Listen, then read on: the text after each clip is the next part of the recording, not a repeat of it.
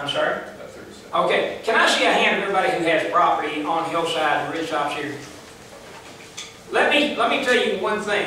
If they take away our right to develop this property, if you're zoned agricultural and you need to make money off of this property to keep it, you got to pay taxes, you got to pay insurance on it. You can grow Christmas trees on it. Now, unfortunately, you're going to have to clear cut that. And you're going to have to take all of the trees off, all the root systems and everything off of it. And you can harvest about every 6 to 7 years, and you'll get a pretty good return on your investment.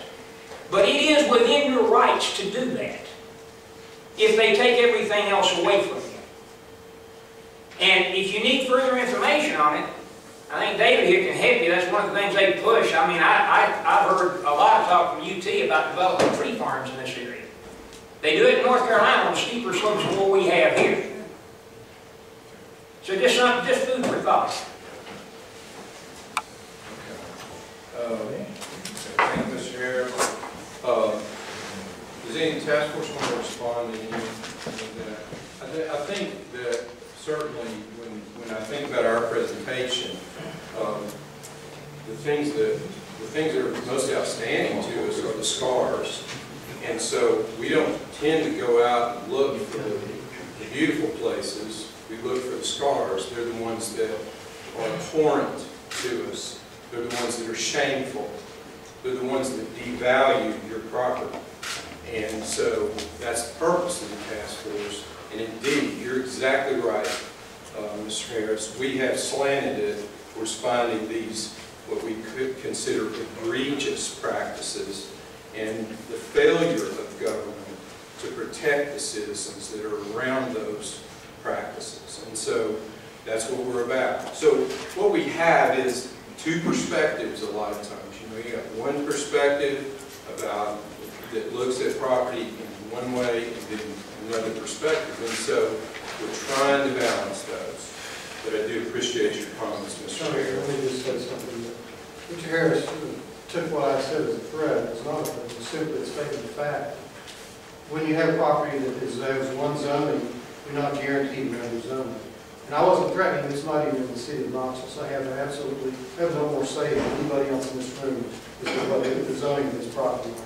Could I see a show of hands in here of people who would have taken that as a threat? You know, be careful what you say, Joe, because, you know, you all always talking about Greg and what Greg says.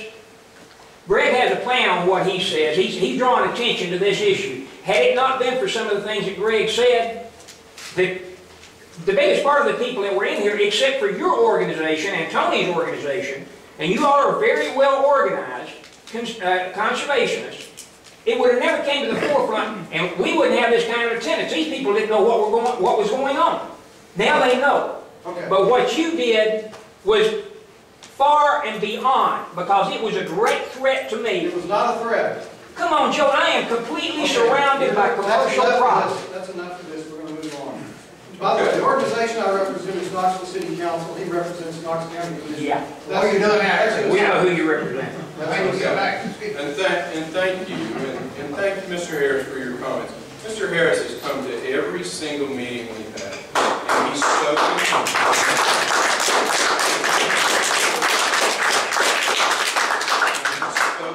And he's been a gentleman about that process, and we've had no problem, and we appreciate his comments and the way that he does that. And I appreciate also, he just called me a conservationist. He called me a tree hugger. I'm now been reduced to a conservationist. I graduated. Better. Okay, here we go. Kathy Bryant. No, Kathy? Kathy's coming? No, I'm here, but I didn't. Oh, you don't? I obviously signed. Oh, you signed. You don't want to speak? Oh, yeah.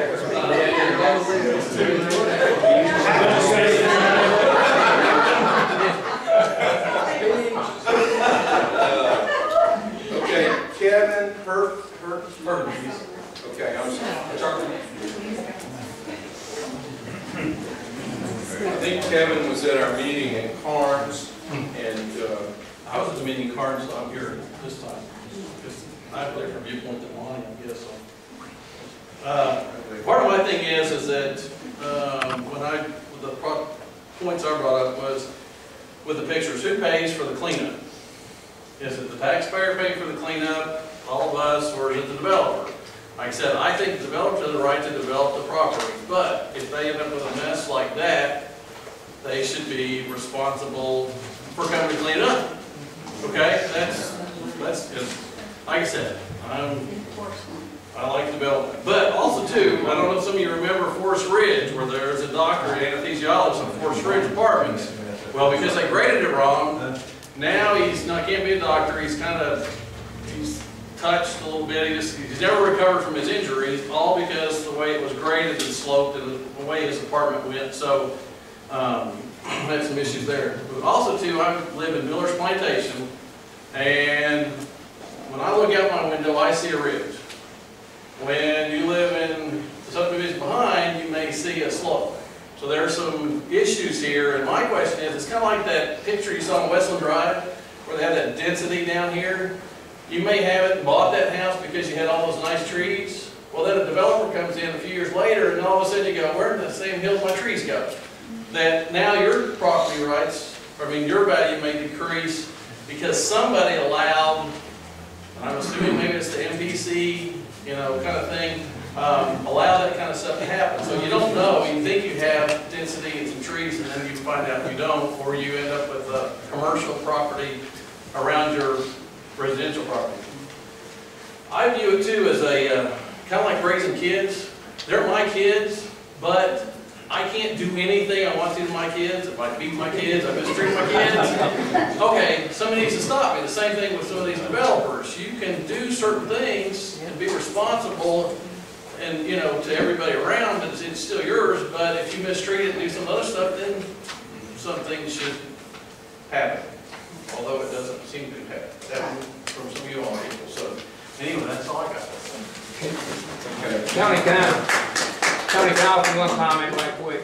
He had questions about the developer coming back and taking. We discussed this, it hadn't been mentioned tonight, we discussed this on 2 different occasions. The state of Tennessee requires a performance bond when you do anything associated with state property.